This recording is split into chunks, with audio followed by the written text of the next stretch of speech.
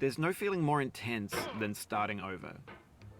If you deleted your homework the day before it was due, as I have, or if you left your wallet at home and you have to go back after spending an hour in the commute.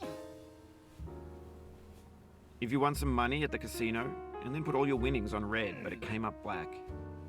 If you got your best shirt dry cleaned before a wedding and then immediately dropped food on it.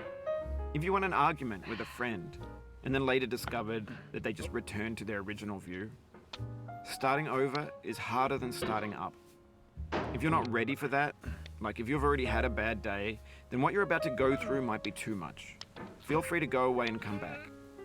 I'll be here. Alright, thanks for coming with me on this trip. I'll understand if you have to take a break at any point. Just find a safe place to stop and quit the game. And don't worry, I'll save your progress, always, even your mistakes. This game is a homage to a free game that came out in 2002, titled Sexy Hiking. The author of that game was Jazzuo, a mysterious Czech designer who was known at the time as the father of B games. And B games are rough assemblages of found objects. Designers slap them together very quickly and freely, and they're often too rough and unfriendly to gain much of a following. They're built more for the joy of building them than as polished products. In a certain way, Sexy Hiking is the perfect embodiment of a B game. It's built almost entirely out of found and recycled parts, and it's one of the most unusual and unfriendly games of its time. In it, your task is simply to drag yourself up a mountain with a hammer. And that act of climbing, in the digital world or in real life, has certain essential properties that give the game its flavor. No amount of forward progress is guaranteed. Some cliffs are too sheer or too slippery. And the player is constantly, unremittingly in danger of falling and losing everything. Anyway, when you start Sexy Hiking, you're standing next to this dead tree that blocks the way to the entire rest of the game. It might take you an hour to get over that tree. A lot of people never got past it. You prod and you poke at it, exploring the limits of your reach and your strength, trying to find a way up and over. And there's a sense of truth in that lack of compromise. Most obstacles in video game worlds are fake. You can be completely confident in your ability to get through them once you have the correct method or the correct equipment or just by spending enough time. In that sense, every pixelated obstacle in Sexy Hiking is real. The obstacles in Sexy Hiking are unyielding, and that makes the game uniquely frustrating.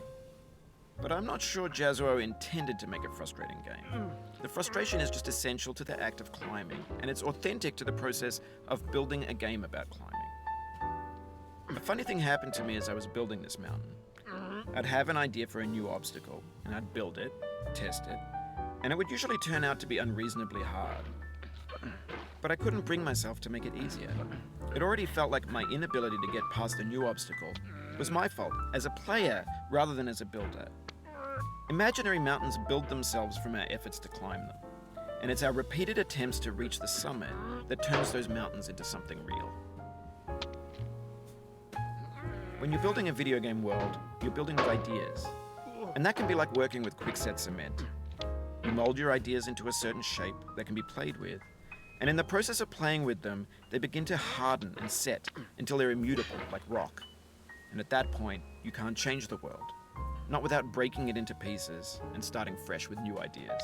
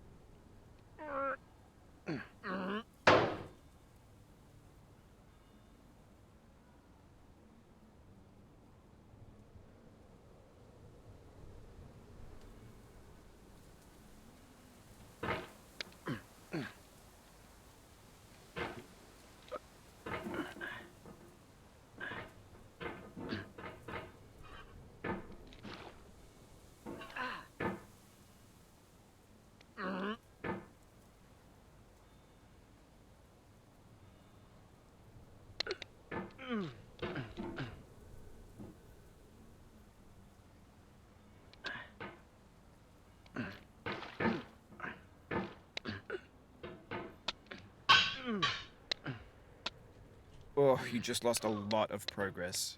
That's a deep frustration, a real punch in the gut.